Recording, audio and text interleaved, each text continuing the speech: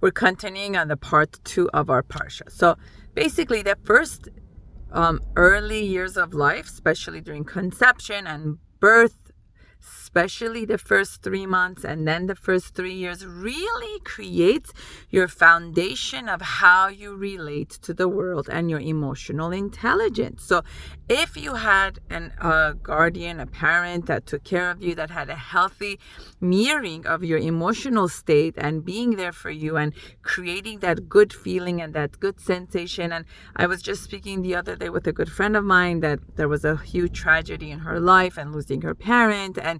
And when we were talking, I said to her, now I'm realizing how you are the way you are, because your mother was so busy mirroring you and your feelings that she never overburdened you with the stresses and challenges of life, which created the strong foundation of who you are now, despite the obstacle and challenges you went through life. So the first years really, really make a difference. And we know that Yosef was about, I think, 6 or 7 years old when his mother passed away. So the first years of his life, he had that strong connection and sense of self and who he is from his parents. So he was content, he was grounded, he was strong, he knew who he is, he had his connection to God, he knew the essence of what he was about. He was a dreamer, he was confident, he was confident with who he is as a person.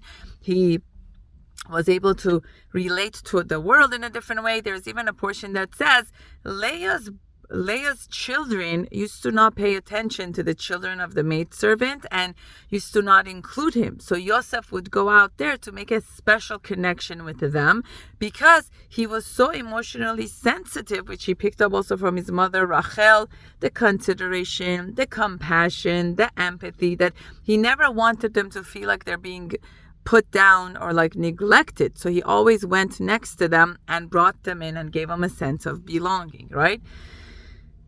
So we do know that the brothers had a lot of sense of jealousy towards him because Yosef was favored by Yaakov. We know Yaakov made a special outfit for him. We know that Yaakov had a special eye for him because he was the child of his beloved wife. So there's like a lot of emotional state that we learned, that how the jealousy can create this like tension between siblings, which is things we should avoid because we don't want to add to that. We don't want to point out the kids' talents to the other ones, because children by nature are jealous of each other and they don't like to be compared. And we learned that even from the story of Adam with Cain and Havel, which like Cain killed Havel because he felt like the other one was being favored. So we need to be mindful of that and not to ever do that to our children. And I always tell my kids, everybody has their own toolbox of challenge and their own toolbox of talents. We all have areas that we are good at and areas that are more challenging for us. Everybody has that. So we shouldn't like rub it in. Why can't you like write more organized like this one? Why can't you be more assertive like that one? Why can't you be? We should never do that. We should always try to strengthen what we want from our child and point out the positive instead of like comparing them to each other. So then we hear the story where Yaakov, and also we should not parentify children because that even creates more jealousy in them.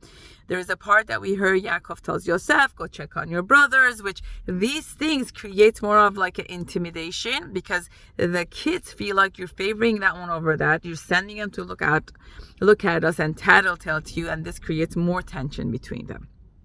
But I'm sure Yaakov knew what he was doing, but we just learn lessons from this of how to create more achdut amongst them. So there is a part that we know it says, here comes Yosef, and the brother says, here comes the dreamer, here he comes again. And then they say together, why don't we just kill him and take the clothes back? Because they were just done. They were just done on the tattletaling.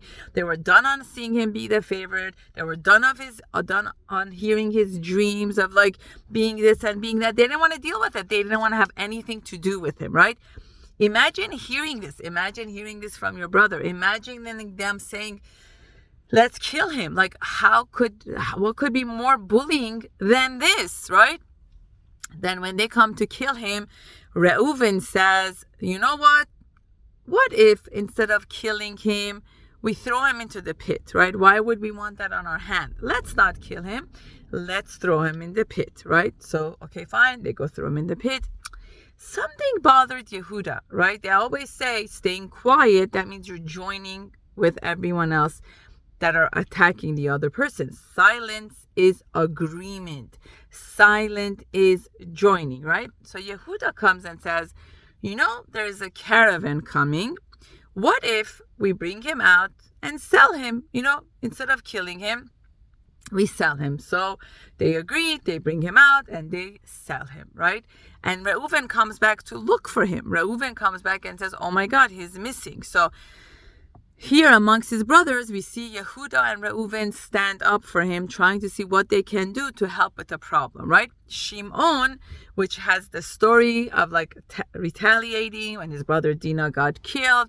Shimon and Levi have this strong attitude of retaliating, bullying, which getting back, defensive, fighting, which we know is not what's taught in the Torah.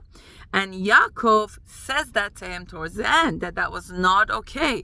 Fighting and hurting and hitting is not the way the Torah wants us to continue, right? This is not something that's praised. So what do we see from Yosef, right? Yosef never lost his internal self. Despite what the brothers did, he just heard them out and swipe it off. Heard him out and swipe it off, which is what Brooke Gibbs teaches us about bullying, right? He talks about this hierarchy. He says the more you teach your kids to talk back, the more they're going to be talked at. The only way you silence a bully is you try to match them up instead of trying to get defensive. They tell you you're ugly, you say, oh, okay. They say you don't know how to write well. Oh, thanks for letting me know. He says the minute you show yourself lower, the minute you show that they took over you, the minute you say, I feel hurt, I feel sad, they feel like they won and they do it to you more. They do it to you more, which is not what Yosef did. Yosef did exactly the same approach as Brooke Gibbs is teaching us. Did Yosef has feelings? Oh, yes, he did. Was emotionally connected to his feelings? Absolutely. But not in front of the perpetrator, not in front of the ones that put him down. He cleverly, in this week's Parsha, tries to hint to him who he is, tries to show him who he is, but it was so out of context that they never in their life thought this could be Yosef. He tried to give a hint here. He said, where's your father? Where's the other brother? Nothing. Because in their mind, he was either dead or he was either a slave, a peasant in Mitzrayim.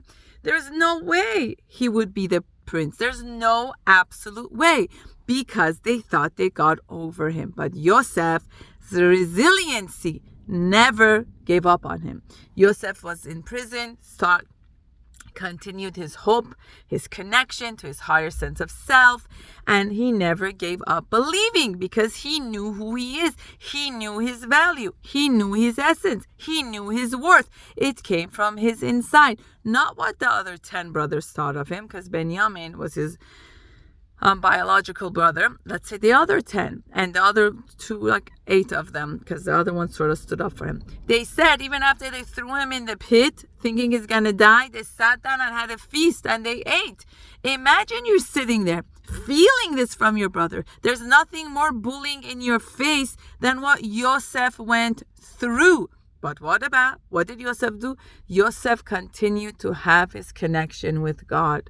He was in tune with his emotions. We never learn about Yosef's anger, because we know anger is a secondary emotion to cover up sadness and fear. But Yaakov never felt that, because he knew there was a higher sense of being. There was a higher sense of connection. He had emotional reaction. He had emotional sadness. He had emotional hurt.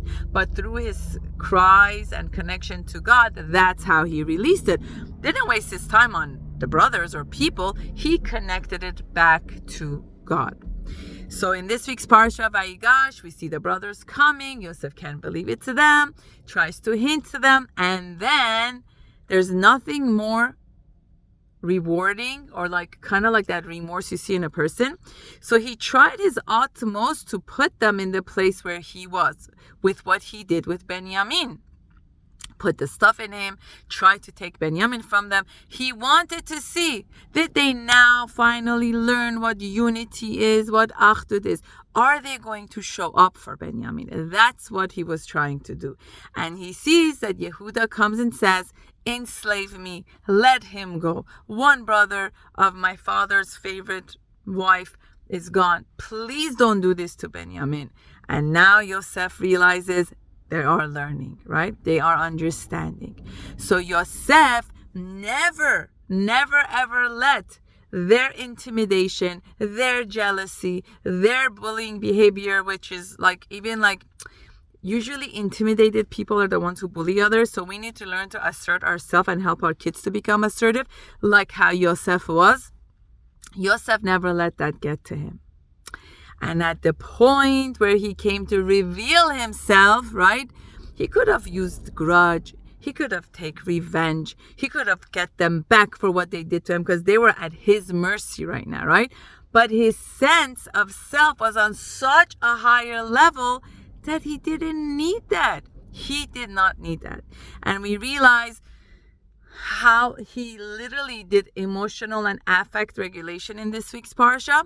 What does he do? They say he removes himself. He first of all tells everyone to go out of the room because he didn't want to embarrass the brothers in front of everyone else. We see him kind of like getting so emotional when he sees Benjamin, hugs him and cries and cries. The man, Yosef HaSadik, the prince of Egypt, is crying. And what's the statement he says to them? He doesn't say, I can't believe you did this to me. I can't believe you did that to me. You hurt my feelings, and the list goes on and on. He says, Ani Yosef, Od Avichai. I am Yosef. Is my father alive? So the in-between doesn't matter. What you did to me and what I could have done to you doesn't matter. How you treated me doesn't matter, because I am Yosef. I am the Yosef that's connected to God. So there is nothing you or anyone else can do to me to break my emotional sense, to break my sense of self, to break who I am. I am protected in the godly light. So Ani Yosef Od Avichai. Is my father still alive? Who cares about what you did to me and what I could have done to you? This is irrelevant. These are the childish behavior. That's exactly what Brooks Gibbs talks about, that when you keep trying to remove the bully, get the kids to involve the teacher, get the kids to do this, get the kids to depend on you, they'll never learn how to be resilient. What we need to teach kids is to be like Yosef, to never lose their identity and their sense of self. And we know in the story where Potiphar's wife comes to get him, who does he see? He sees a dream of his father and says, I am not doing this act. For a man to control that kind of urge when it comes to intimacy, oh my goodness, what a high level they must be in. Look at all these CEO and this and that are high-end people that get themselves in trouble for giving into their physically desire, giving into their id, giving into their animalistic gestures. How many marriages and families do we see fall apart? Affair is not only in the content of officially sleeping with someone, it's talking to someone, it's watching pornography, it's getting extramarital relationship instead of investing in your own relationship. How many people do we know that went into this path and ruined their life? Usually it happens in men more than women, but I'm not saying it doesn't happen amongst women, right? Because they don't realize that when you don't invest into the relationship, this is what happens. You need to invest. But what we learn here from Yosef, as a man, as a good-looking man, as a status, he wasn't even married. Where she comes to grab him and be with him, she thinks about her father, right? There is our spiritual father, which is God, and our fatherly teaching father and parent. That is what prevented from him to give into that desire. That's what gave into him the ability to hold back, right? So by teaching our kids resilience, not talking back, not answering back, we're teaching them control, resiliency, and self respect. That is what we're teaching them. And that is what we learned from Yosef. So when Yosef says, Ani Yosef, wow, imagine this person you bullied, this person you put down, you called dreamer, you called this, you never made him break. You never were able to make him fall apart. You never were able to ruin him.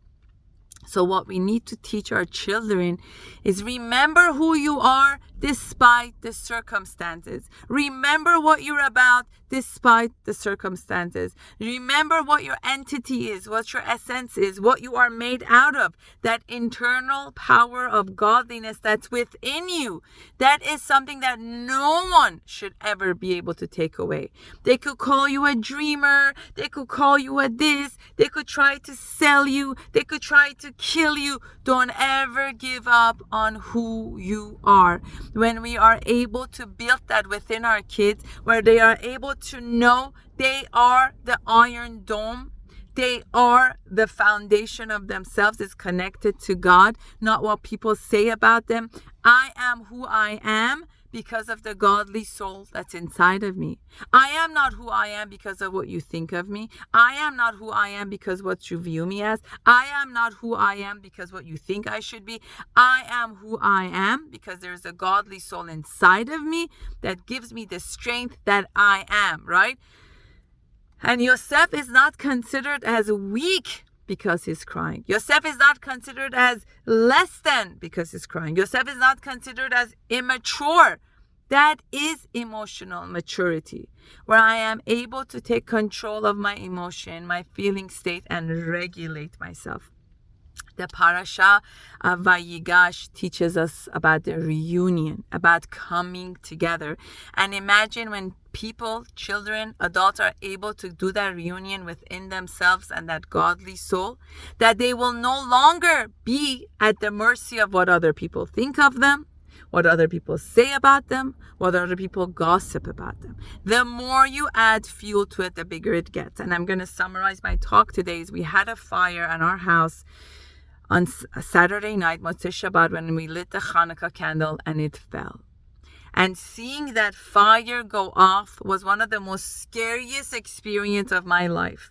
And it was terrifying because we had another fire situation in my home growing up as a child, and we came back and the whole house was on fire. And I remembered from then when my sister said we should not, like whoever was in the house should have not opened all the windows. That just added more air to it, which made the fire go higher and higher. So I had that in mind. I come inside the house. First thing I do is I scream. The first thing I did was ask all my kids to leave the house as fast as I can. I said, leave the house. And someone went to go call 911, and I screamed to the top of my lungs to my husband to come out. And while I was praying to God to help us, my husband said, get water, right? The fire is at kind of near the window. With a split second, I'm thinking the fire is going to catch to the house. And the other part of my brain, I'm saying, he said, get water. So I run. My daughter was in the kitchen because the fire was all the way down in the living room. She got a bucket of water. I told her, do not come outside. So my husband and I poured the water on top of it, and we were able to contain it. And what did this teach me? That when a fire comes up, when anger comes up, when a bully comes to you, there are options you have. You either add fuel to the fire, which is the conversation, the air. If the window would break, if we would open the door, the wind would come and would spread everywhere, right? So the options you have is you either add fuel to the fire, which is the air, or putting another fire on, which makes it bigger, or you cap it. How do you cap it? By putting water on it, by putting dirt on top of it. What's the dirt part of it? Closing the doors, and remembering, I am not going to engage in this conversation with you. I'm going to go get myself a cup of water. I'm going to wash myself with water. I'm going to do the scuba diving effect, which is putting ice on my water. I'm going to calm this down. And thank God we were able to put the fire out. By the time the fire department would get there, the fire would be everywhere. So Thank God we were able to contain it. Obviously, every situation is different. You need to do what you can. You send the kids out. You get the fire blanket. You get the fire extinguisher. You do whatever you can to take care of yourself. But the example is when you see someone attacking you, bullying you, putting you down, being harsh with you, the worst thing to do is engage in it. The best thing to do is remove yourself, put a cap on it, and get yourself some water. There is no point of engaging with someone that's on a fire or a volcano, right? So you say to yourself, this conversation is not productive. I am going to take a break and we could talk about it later. And you remove yourself, just like Yosef did. He removed himself emotionally and mentally, and that's how he became Yosef HaTzadik. And this Parsha Vayigash teaches us about what it means to have resiliency. Work on becoming the I that you are instead of putting so much focus on Yosef's brothers who attacked him. Instead of investing so much energy on the people who are attacking you or the kids, build the you that you are from within you. Thank you so much for listening. This is Natalie, and my YouTube channel is Natalie June, NATALIEJOON. I'm so honored that you chose to have the time to listen to this with me.